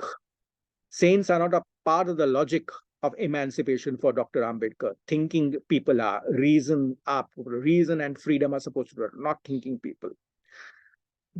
I've written a lot in the mainstream also. I've written, if you've been following, in fact, what is very, very strange, in fact, I've written a long article, Hamlet in India, which is a critique of the left. I usually call them the Ohms, as I told you, the official Marxists. They obviously have renounced all form of Karl Marxist thinking, which is over there, but they've renounced all form of even actual honesty also. Now, if you see when the communists were on the rise in the 1920s, 30s, 40s, etc., 50s, you see the Adhikari, the documents of the Communist Party, which is over. They hold Gandhi responsible as a counter-revolutionary figure, not very different from what Ambedkar is saying. That's what I'm saying. There is a dialogue taking place between the left and Ambedkar, perpetual dialogue taking place. And therefore, you find them, they say you're the leader of the Hindus. Same thing which Ambedkar is saying. For example, in Radhe, Gandhi, and Jinnah, where he's talking about, you are the leader only of the Hindus, not of the Indian masses. Okay, and your politics itself is something which is extremely dubious. There's another this thing which I hold with people who call Gandhi, and I've read Gandhi in quite a bit of detail, which is over there, including a lot of collected works that comes in his he was a fan. I'm not joking. This is Perry Anderson says that that he was literally a fan of Hitler also. Okay, that Hitler was a great fellow and he was doing something for very disinterested interest. So and then he was saying that only the one who has learned ahimsa is the one only who's been involved in killing. Only person who's learned in killing. So his part in the Bhagavad Gita, taking his Bhagavad Gita and the lessons of war of Krishna, etc. So I don't believe that was a part of it. Gandhi was a part of the colonial project to create a native elite which is not going to threaten colonial interest. Now, they were not fools. The colonialists were not fools. See, 1857 and 1858 is the Queen's Proclamation Act. And what is Queen Victoria saying? I'm going to be very generous, benevolent, rule according to Indian customs, etc. I'm going to override everybody. I may override also Thomas Macaulay also. There should be Indian customs, etc. And the new elite is going to be here. And then via the Theosophists and the part of the so-called spiritual awakening, Gandhi made a big error that the fiction called Hinduism, which was over. Remember, the word Hindu itself is of Persian origin. It does not occur in any literature at all, in Indian literature at all. It is in the Hokkamanish of the Achaemenian Persepolis, you got the monuments, you got Hindu there. You go to West Asia, anywhere in West Asia, they will say you are from Hind. They don't use the word India, they say Hind. They will do. And in the Avesta, the pre-Islamic book, Avesta, the V. Devya Datta, where it is talked about Hapta Hindu Khan. So these are all categories which are borrowed, which colonialism created these categories. In fact, colonialism category of mere caste is not the caste of what Ambedkar is talking about. Mere caste is merely manners and customs or racial categories. So Dubois, manners and customs. So Gandhi was openly a votary of British imperialism. In the 1905, he talks about Queen Victoria's true imperialism and the great followers of true imperialism. So when they talked about him as a stretcher bearer of the empire, it was not merely that he was in South Africa and is a willing apparatus of Lord Irving. Ambedkar is talking about how he's working with Lord Irving, which even Subhash Chandra Bose had talked about. Subhash Chandra Bose has talked about you cannot have imagined such a ridiculous state of affairs. In 1930, he's talking about ridiculous state of affairs. What's a ridiculous state of affairs? That Nehru could not create his own parallel form of government and a socialist thinking independent of Gandhi over here. Gandhi, what he does as a counter-revolutionary role is he's creating the Hindu demography. Hinduism, which was all scattered term occurring in Max Muller and William Jones, etc., and in Dubois and John Wilson, and all the Orientalist book, is now becoming a demographical concept where politically you have now something called Hindu. Because you had something called Muslim, which a Muslim League had created. Now you have something called Hindu. So I doubt if you can recreate. In fact, people like Ram Punyani are keeping on talking about Gandhi versus Godse and Gandhi versus Savarkar. Absolutely not. I will hold with Ambedkar. They belong to the same genre over here. Remember in 19 and there's some also people suddenly want to resurrect Nehru. Remember in 1959 when the Muslim League in Kerala, when the Muslim League, the Nair Society and the Catholic Church, they complained to Nehru about that the Communist Party of India needs to be overthrown. Nehru went to the CIA. This is documented. I've used it a number of times over. Nehru went to the CIA, okay, had Indira Gandhi, okay, and had the CPI government overthrown. So there is something which is much deeper rooted over here. So neither liberal democracy, neither old left is going to operate. It's going to be a new generation, new concepts, okay, new people to need for a new situation which is developing over here. About neurosis, psychosis, yeah, when he's talking about that, it has become a notion which is over there. It's internalized which is over there. It is a notion. When somebody from among the subaltern caste is saying, yeah, I agree, okay, that I'm superior. I'm not inferior to the upper caste elite, but I'm inferior to somebody else who anyway is below me, which is over there. So this sort of RD length divide itself is good there. It is almost a schizophrenic self. You cannot recognize who you are. And therefore also Ambedkar so many times said, India is a nation in the making. It is not a nation. In November 25th, 1945, when he's talking about the adoption of the Constitution Assembly debates, he's talking about a nation which has got so many caste which is over there, cannot be a nation which is over there. National solidarity, using his term, consciousness of kind. No, you have only consciousness of caste. That is it. Yeah. Actually, there is a last question from the Rajesh. Somebody is there. So, Rajesh, you can unmute yourself. Yes, good afternoon, sir. Good afternoon, everyone. So, am I audible to all? Yeah, you're audible. You're audible. Yes. Thank you, Professor Hemangi and Professor Ajay Chaudhary, for this enlightening initiative. Also, I would like to thank Professor Jalal for your enlightening thoughts. So, whatever all the aspects that you have mentioned, those are very kind of promising and very much kind of helpful for new generation like us. So, I'm Dr. Rajesh Mokle. I'm from I am Indore. So, my thought is you have covered a lot of aspects about Ambedkar, which are related with democracy, which are related with socialist aspect. But currently nowadays we are seeing that neoliberal economic aspects which are kind of taken over by state, as well as right now we are actually seeing some of the modern slavery related kind of debates which are going on in the Western context. So how those particular debates are relevant for the Indian society, that I want to ask. And along with that, related with Ambedkar. So Ambedkar is focused on Keynesian economics, and during that time he actually kind of contested some of the economic thoughts. But later on, as we see today, that social safety net that is kind of removed by the neoliberal state, like reservation policy, they are attacking on that one. as well as they are attacking on the different kinds of institutions. So how do you look at what can be the way forward to the Ambedkarite thought process?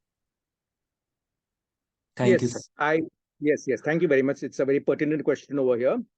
You see, what is happening, it's not only India, I'll just move a little bit out of India to understand the thing about neoliberal logic. I'll completely agree with you that neoliberalism and the attack and the complete onslaught on subaltern caste movement, it's been absolutely been a havoc which is over there.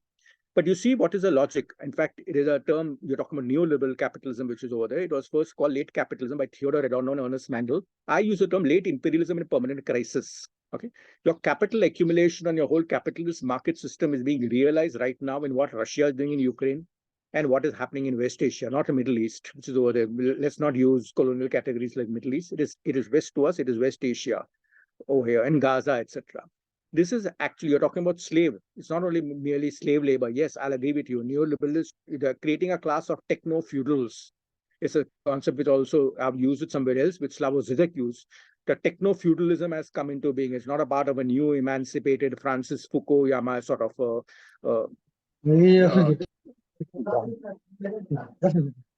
so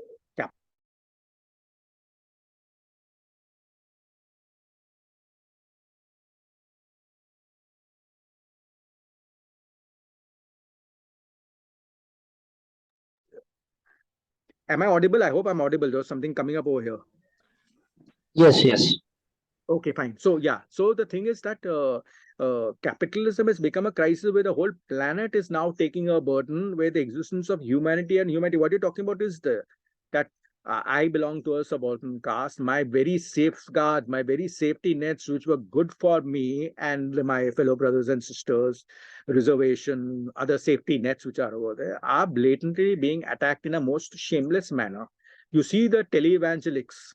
Earlier we had the evangelic. Why is the movement, right-wing movement there in the USA? Is that evangelic Christian right-wing evangelic movement which is over there, which is completely racist, violent, illogical, etc.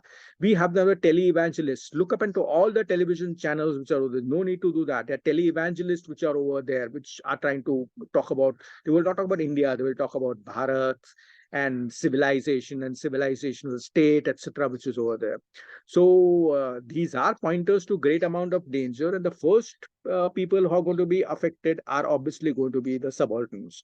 Trying to celebrate ye divas and wo divas and the president and prime ministers from this group and all this sort of stuff is just decorations, not even spoon feeding. What Ambedkar talks about spoon feeding, it's not in spoon feeding or force feeding, which is over. It is decorations. So right now the existence of the planet which is over there. The good thing is that there is an international connectivity. People are this thing, and people from all humanistic shades are come to socialistic humanistic shades are coming to the Europe, Iran, etc. That we need a better, open, classless, and I'll say nationless also society. Okay, where there are no boundaries. All walls are broken off. Walls of the mind are broken off. Or real walls are broken off. So I think that the optimistic thing is it'll have to be connected with a larger international good humanistic movement, which is over there, not from within the given space of the left, right, center. No, that definitely not that. Even your organized communist parties, or they will not be able to do anything. Absolutely not. They'll be a part of the problem. This is my answer. Thank you, sir.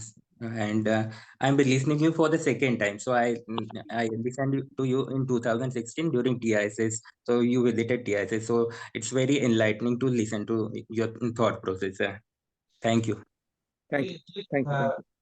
I think there is the last question. Somebody from I think Hislop College, somebody wanted to ask.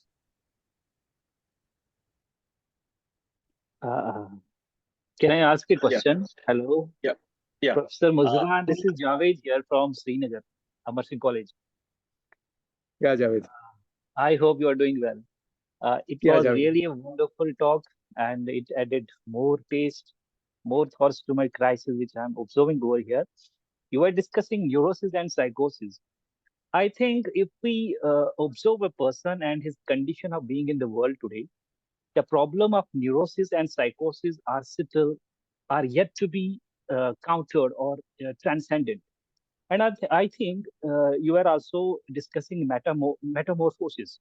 These are the conditions which I also it has become an individual's ontological structure nowadays. And in face to face of many conditions, like or we can say that it can be also characterized as facticity, which Jean-Paul Sartre has characterized in one of his major works. Is this something like an individual's condition or ontological structure, the way Jean-Paul Sartre writes in his work Nausea? I cannot get rid of nausea because I myself is nausea. Is this the situation of neurosis and psychosis like that? Is this a sort of self-realization, guilt in caste? Or is this something like a consciousness of becoming a bug, as you recently mentioned in your talk? Can this situation needs to be transcended by you are bringing also a sort of revolution or a creative voltaire? You also discussed it. But I'm thinking this sort of educational revolution is needed.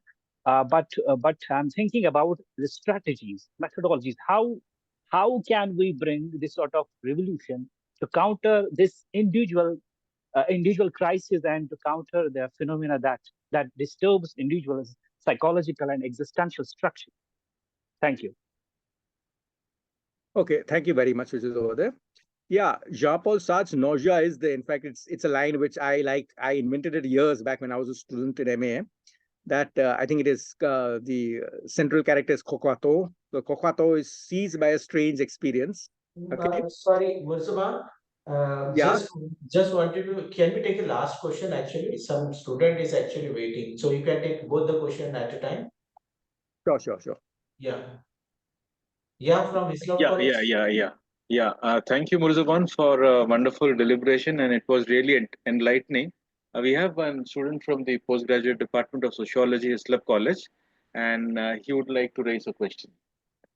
Sir मेरा नाम सौरव घनश्याम मिंडे sir थोड़ा जोर से hello sir मेरा नाम सौरव घनश्याम मिंडे मैं MA second year का student हूँ सर मेरा सवाल आपसे ये है कि सर अपन आज़ादी के 75 साल अपन बना रहे सर अपने इंडियन गवर्नमेंट बोलती है लेकिन मेरा सवाल है सर कि जो अपना इंडियन एजुकेशन सिस्टम है तो इसमें सर कास्टिज्म जो है अभी भी चल रहा है जैसे अपन रिजर्वेशन की बात हो गई जो अभी सर जो अपना पहले से ही चल रहा है तो सर अभी अगर अपने वो कास्टिज्म खत्म ही करना है तो सर किस टाइप अपन कैसे करेंगे सर क्योंकि ये आगे चल के मतलब आगे और बढ़ने वाला है जो अपन जैसे अभी अपन एजुकेशन सिस्टम में बात करें अपन फॉर्म जो भरते हैं उसमें अपन कास्ट लिखते हैं तो सर मुझे ऐसा लगता है कि सर ये पहले डिस्क्रिमिनेशन वाला पार्ट है अपने इंडियन एजुकेशन में अगर अपन सबको अगर फ्री एजुकेशन देने की बात करते हैं तो मेरा पर्सपेक्टिव ये है सर कि जब अपन एजुकेशन फील्ड में जाते हैं तो सबसे पहले अपनी कास्ट पूछी जाती है सर आप कौन से मतलब क्लास से बिलोंग करते सर यही मतलब पहली बात है जो अपने को बांटने की कोशिश करते तो इसको अपन कैसे देखते well thank you very much which is over there. मैं अपना आप स्टूडेंट्स के साथ मैं शुरू करूंगा. Naming is shaming. Remember Ambedkar is saying who are you is not an innocent question. Is a question of trying to measure you कि मैं कैसे आपको गुलामगिरी में मैं रख सकता हूँ ये लेवल के ऊपर. And this is therefore I'm saying it is a notion, it is a neurotic and psychotic disease ये लेवल के ऊपर उस चीज के ऊपर कैसे आप काउंटर कर सकते हैं वो इंडिविजुअल स्ट्रगल से पर्टिकुलर स्ट्रगल्स हो जाते हैं पर्टिकुलर स्ट्रगल्स से ज्यादा यूनिवर्सल स्ट्रगल्स हो जाते हैं ये लेवल के ऊपर. But I think that you can learn one thing which is over there कि आप स्टूडेंट हो ये लेवल के ऊपर you have the whole world of knowledge before you. ये जो हो जाते क्योंकि मैंने पहले जब शुरू किया था गुड एंड इवल जो जॉन ड्यूई को मैं कोट कर रहा था वर्च्यू वगैरह गुड एंड इवल के ऊपर ये स्ट्रगल जो होता है ये लेवल के ऊपर you one has got to be bold. Okay, learn also lessons of how Dr. Ambedkar stood off intellectual, okay, and the moral courage to say what it to say, though he was betrayed till the end. He was absolutely betrayed, but his legacy stayed on. हमको पता है कि after his death, Savita Ambedkar also was evicted. उनका जो material जो था वो it was in disarray, but people came, rescued it, and therefore we have all the wealth of the literature that we would जो liberal democrat great liberal democratic socialist जो शब्द बोलूंगा Pandit Nehru didn't want to do that. He didn't want to finance. It was again from the Tata trust. I think it was Minoo Masani who went and give some of the level cover.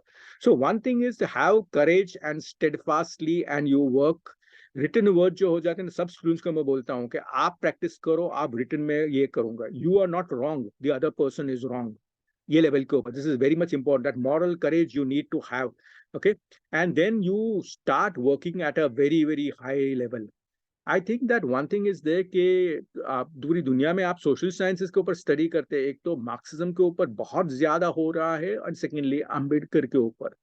So the amount of literature which is coming out from all over the place, and yet, जो मेरा student दोस्त को मैं बोलूंगा, I think that you are our brothers and sisters are yet staying in most dehumanized conditions.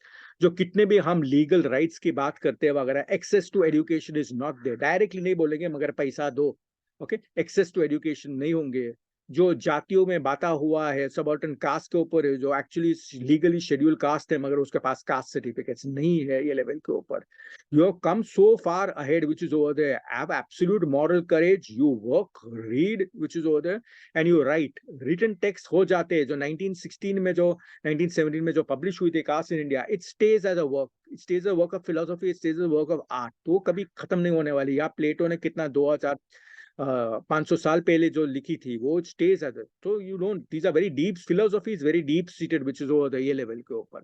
So having moral courage and continuing, which is over there, and there's a lot of good amount of research, etc., taking place. So I don't think so. These things are passing phases here level ke upar. Regarding Javed's question of ontological individual level, etc., which is over there, I am an anti-individualist. Individual, yes, but I'm an anti-individualist. Individual is always a part of the larger society.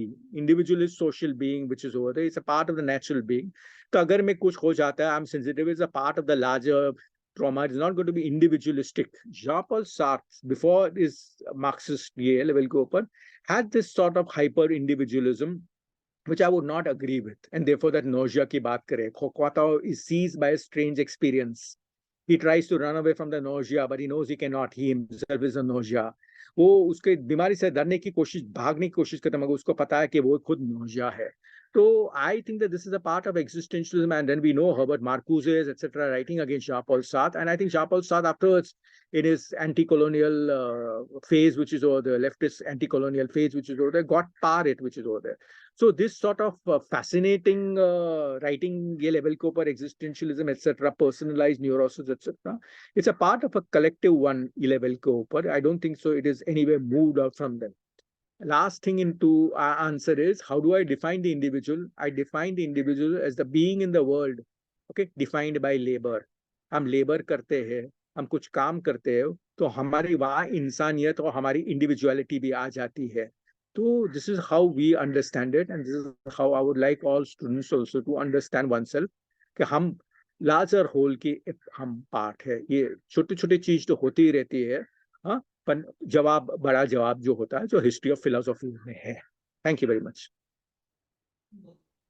Yeah, so I invite Professor Vijay Kumar to summarize this session.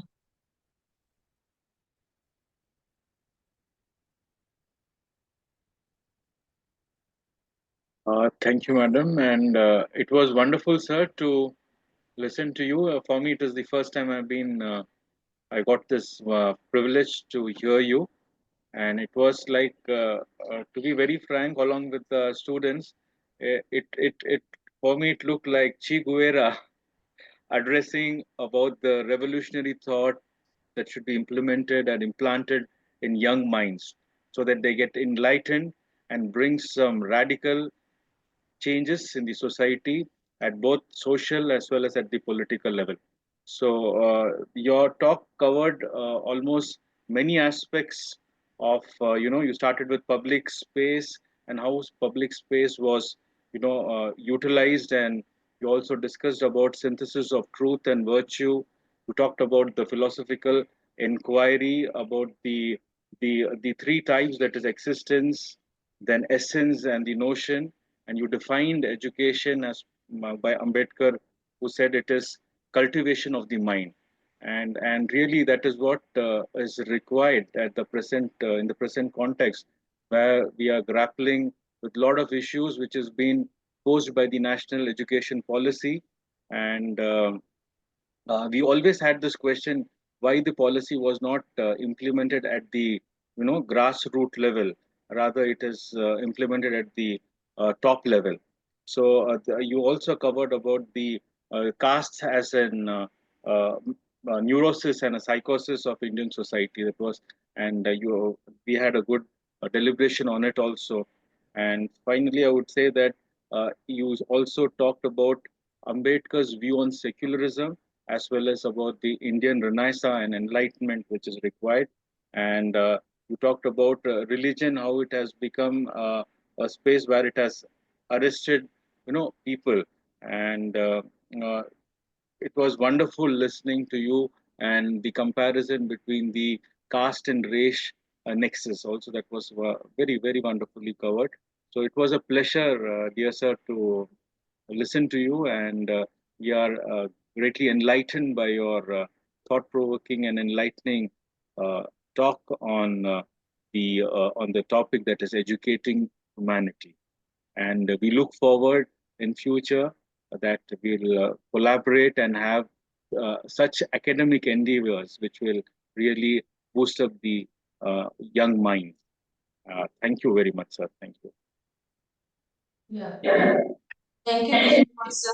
So I would like to invite Dr. Anil Prem, sir, for a vote of thanks. Good afternoon, Murzban Jalal. As we have come to an end of this webinar, before that, we would like to express our vote of thanks. And it is a great privilege to collaborate with the prestigious Symbiosis International deemed university, Symbiosis Center for Ambedkar Studies. I would like to, first of all, extend our vote of thanks to Professor Murzban Jalal, author of Seductions of the Marxism, for sharing his outstanding and extensive knowledge with us on how to basically educate humanity. Probably a process in action for centuries and centuries. Sir, and this is our great privilege to have listened to you. And we thank you very much, sir. And also, we would like to extend our vote of thanks to the prestigious Symbiosis International deemed university, the Vice Chancellor, and its management for extending the support and encouraging in organizing this webinar. And we also would like to extend a vote of thanks to the principal, Dr. Prashant Shelke, Hislop College, for his support and giving permission and encouraging us to organize this type of webinar. I would also extend our vote of thanks to the Dr. Ajay Chaudhary, Professor, Chair, and Dr. Ambedkar Foundation, Ministry of Social Justice and Empowerment and Government of India for his collaboration with Hislop College, PG Department of Sociology, and Department of Marathi for organizing and this wonderful webinar on educating humanity. And I would like to extend my vote of thanks to PG Department of Sociology and its head, Dr. S. Vijay Kumar, and head Department of Marathi, Dr. Dhananjay Mane, for bringing this such type of webinar and to these doorsteps of the students and give a wonderful information to them. Last but not the least, I would like to also extend my vote of thanks to all the faculty members, students, junior college, senior college, and students especially from different classes for enthusiastically participating and making it is a highly enlightened program. So thank you, sir, once again. Thank you very much for enlightening. And thank you. One more thanks to Himangi also, assistant professor. She has conducted very beautifully this webinar for anchoring it. So thanks to Himangi from Ambedkar Chair and the Hislop College. And very thankful to Professor Murzban Jalal. Such a wonderful talk. I'm repeating that. But it was a wonderful talk and really got a very different type of insights and how we should look up the Ambedkar's way of thinking in the philosophical by comparing the other thinkers as well. So very much, thank you very much for that. Thank you very much. Thanks. Thank you. Yeah. So this webinar has been, I mean, it has been Thank you. concluded. Yeah. Thank you. Thank you, Ajay. Thank you, Hemangi. Thank you, everybody. Thank you. Thank you. Okay, thank you.